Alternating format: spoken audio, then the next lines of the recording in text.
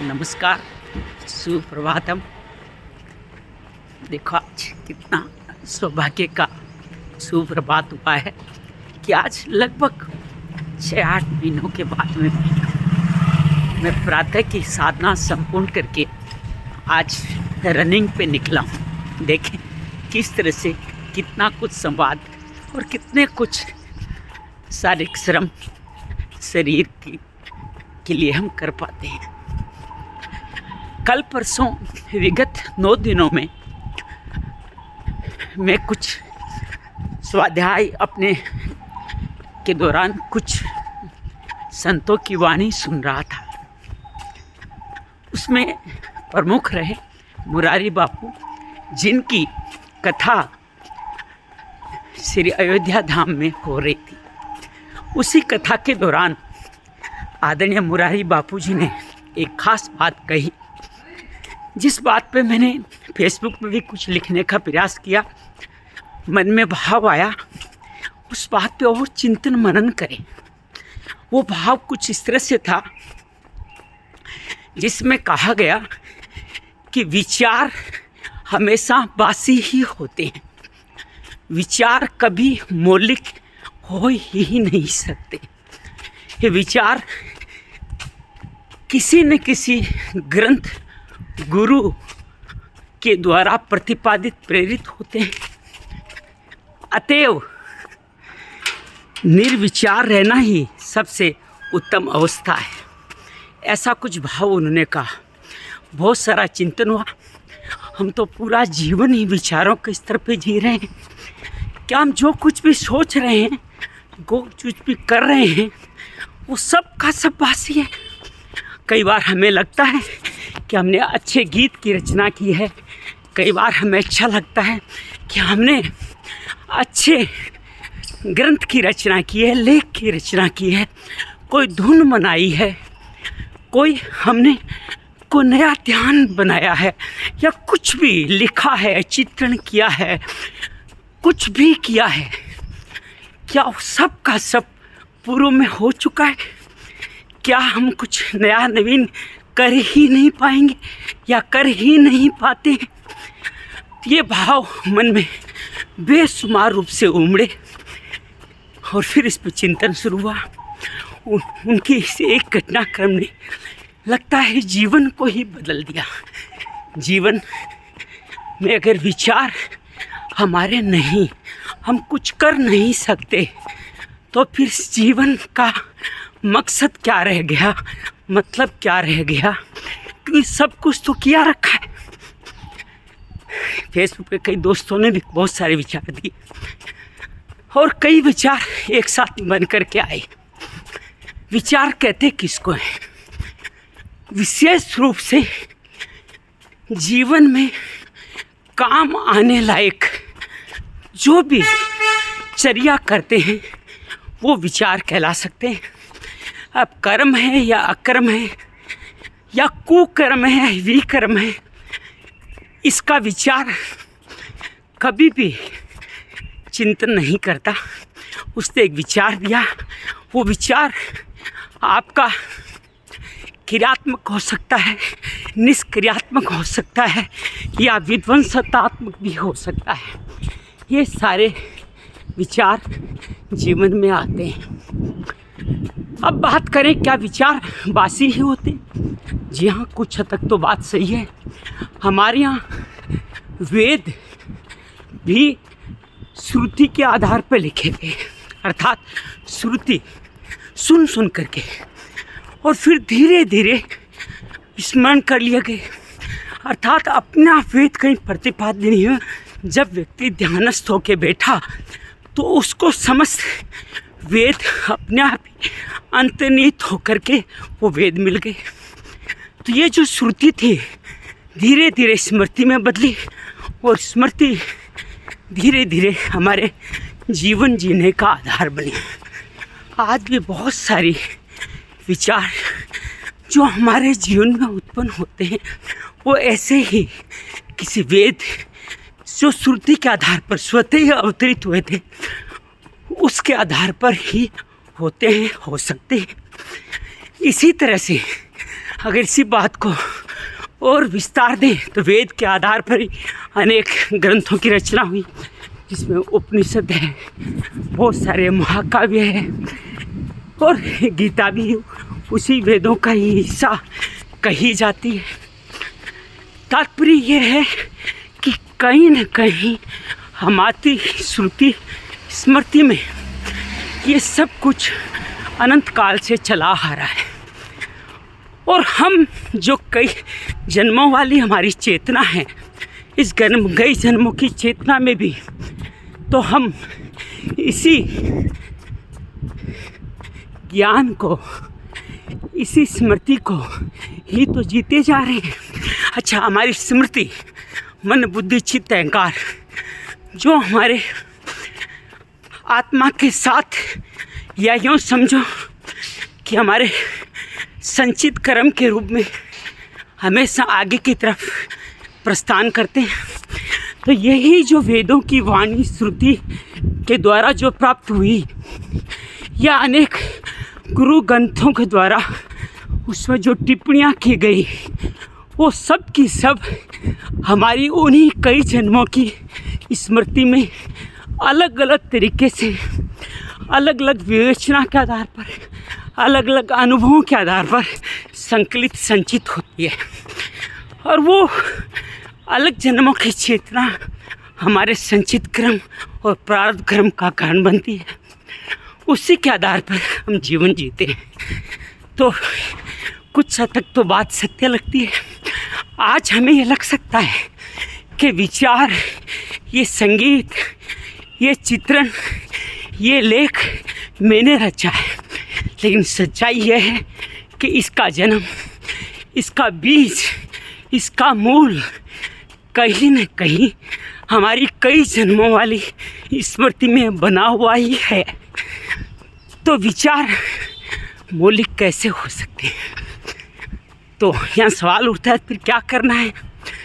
तो ध्यान की पतंजलि जो कई अवस्थाएं बताते हैं, उनमें एक सह विचार समाधि, एक निर्विचार समाधि। सह विचार का तात्पर्य है कि विचार तो आएंगे ही आएंगे, तो इन विचारों को स्वीकार करते चले।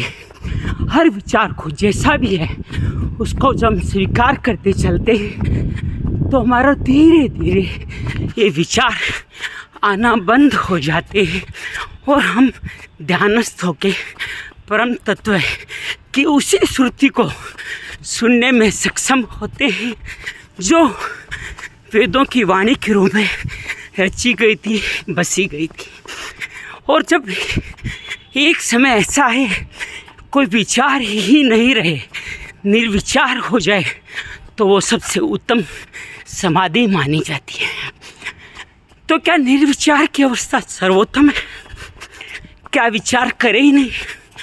या दिन भर जो विचार आते रहते हैं, जिनका गुण धर्म तय नहीं है, जो हो सकता है हमारे जीवन का उद्धार करें या हमारे जीवन को नीचे की अवस्था पहुँचाएं, उनसे बचने का क्या उपाय हो? कई उपाय संतों ने बताए हैं। विचार जो भूत और भविष्य में ले जाते हैं, तो वर्तमान में जब आए तो हम विचार शून्य हो सकते हैं। उसके लिए आनापान या श्वास पर श्वास या श्वास पे ध्यान ले जाना एक बहुत महत्वपूर्ण पद्धति बताई गई है कि वर्तमान में विचार नहीं रहते। विचारों को साक्षी भाव से देखना दूसरा कारण तो बताया गया है। मेरे प्रिय दोस्त ओम प्रकाश जी ने श्री डूंगरगढ़ से एक सवाल उठाया, अगर कोई विचार मौलिक है ही नहीं तो कॉपीराइट क्या है? लोग बहुत सारी चीज़ों पे कहते हैं कि ये हमारी मूल कृति है, इस पे हमारा ही अधिकार है, इसका दूसरा का अधिकार हो नहीं सकता, और गवर्नमेंट उनको उसका कॉपीराइट भी देती है। तो क्या कॉपीराइट की व्यवस्था अनैतिक है? अगर अध्यात्म के हिसाब से समझा जाए तो निश्चित रूप से ही हमारी सृष्टि में जो कुछ भी रचा गया है वो किसी एक परम पुरुष द्वारा ही रचा गया है। उस परम पुरुष के रचना को अलग अलग रूप परिवर्तन करके हम उसको अपना बताएं और कहें कि मेरी अपनी रचना है, तो ये आध्यात्मिक अपराध या पाप ही कहा जाएगा। हम को कहते हैं विज्ञान और गीता दोनों एक बात पे सहमत हैं।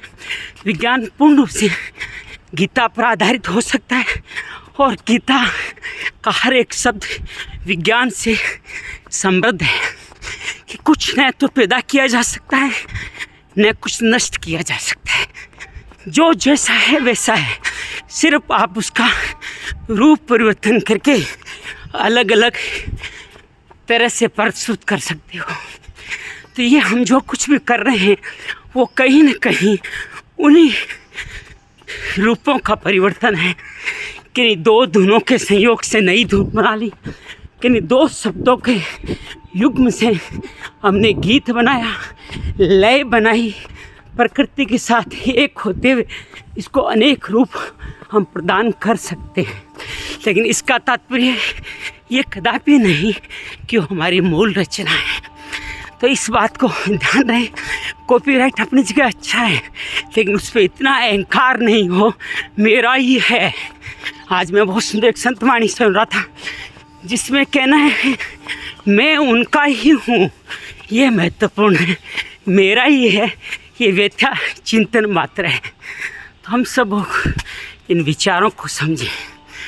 विचार का प्रयोग कहाँ हो? विचारान, विचारों के हिसाब से जीवन जीना, आचरण। आपके विचार शुद्ध होंगे तो आपका आचरण शुद्ध होगा। आपके विचार कलुषित होंगे तो आपका आचरण भी वैसा ही होता है। विचार अच्छे या बुरे होने की सब समझ नहीं रखते। सद्बुद्धि, विवेक जब गुरु के आशीर्वाद से जागृत होता है तभी हमारे विचार शुद्ध होते हैं और हमारे जीवन का आगे बढ़ने का कार्य करते हैं। फिर एक विषय आया कि आजकल बहुत सारे विचार, लेख, बातें हम लोग सोशल मीडिया पर पढ़ते हैं, अच्छी लगती है और उनको शेयर भी करते हैं। तो ये क्या है? ये निश्चित रूप से ही अगर हम उसको 3-4 नियमों से बगैर बांधे अगर शेयर करते हैं तो निश्चित रूप से ही ये अनाचरण है और हमारे नहीं औरों के जीवन में भी कोई सकारात्मक प्रभाव नहीं डालने वाला। अगर प्रभाव डालेगा तो सिर्फ और सिर्फ अहंकार का प्रभाव ही डालने वाला है। तो क्या करें? गुरु ग्रंथ और सोशल मीडिया से अनेकों हमें ज्ञान की बातें मिलती है। धीरे धीरे 13 मिनट की रनिंग के बाद मैं अपने घर पहुंचा हूँ और यहाँ पे आज से बात संपूर्ण करने का प्रयास करता हूँ। तो ये सोशल मीडिया में आए हुए विचार, आचरण, कुछ अच्छे बोल, अच्छी आदतें क्या हम साझा करनी चाहिए? जी हाँ, बिल्कुल हम साझा कर सकते हैं। अच्छे विचार साझा करने चाहिए, लेकिन उसके पीछे भी 3 शर्तें हैं। क्या आपने उस विचार का स्वयं मनन किया है? क्या जीवन में उसको उतारा है? क्या अपने अनुभव के भाव को उसके साथ जोड़ा है? क्या अगर सचमुच आपके अनुभव में, आपके भाव में यह आता है कि विचार सचमुच उपयोगी है, अपने अनुभव को साथ उसके नथी करते हुए, उसको ऐड करते हुए अगर आप इस विचार को साझा करते हैं तो ये विचार ज़रूर फलगामी होगा, आपको भी इसका सेवा लाभ मिलने ही वाला है। लेकिन इसके साथ 2 बातें और जुड़ी हुई है। दूसरी बात यह है आप जब शेयर करें तो जो का त्यों शेयर न करें, उसके साथ अपने अनुभव से, अपने मनन से, अपने निध्यान से जो अनुभव शब्द हुआ है उसके साथ जोड़ें। जो का त्यों प्रस्तुत न करें, क्योंकि अल्टीमेटली आप उसका रूप परिवर्तन तो कर ही सकते हैं, अपने अनुभव के साथ उसको और धनी करा सकते हैं। तो उन बातों के साथ कुछ न कुछ जोड़ें। हम किसी को जन्मदिन की शुभकामनाएं भी दें तो उसके साथ भी उस व्यक्ति से अपना संपर्क संबंध याद करते हुए, उसके स्वभाव को याद करते हुए 2 शब्द जोड़ के देखें, उस व्यक्ति को आपका वो संदेश बहुत अच्छा लगेगा।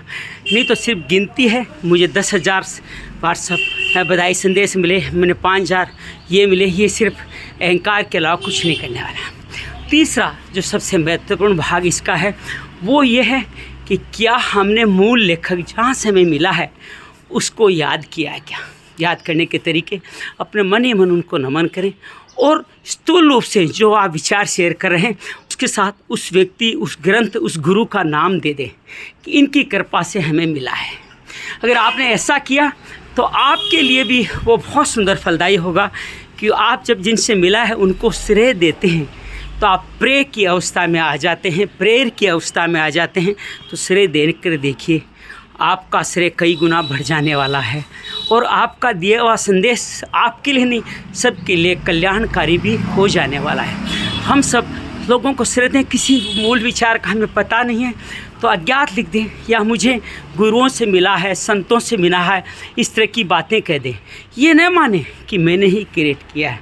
याद रखें, विचार हमेशा बासी ही हो सकते हैं, मौलिक नहीं हो सकते। उनके साथ आपके अनुभव, भाव मौलिक हो सकते हैं, निजी हो सकते हैं। उनको जोड़ करके शेयर करें और धीरे धीरे आपके इन्हीं सह विचार के साथ साथ आपकी निर्विचार की अवस्था भी बनेगी जो आपको उत्तम समाधि की ओर लेके जाएगी। हमारा इस विचारों पे आपको प्रयास कैसा लगा ज़रूर बताइएगा। मैं श्याम, दिल्ली योजना विहार से। नमो मंगलम भवतु, मंगलम भवतु, मंगलम भवतु।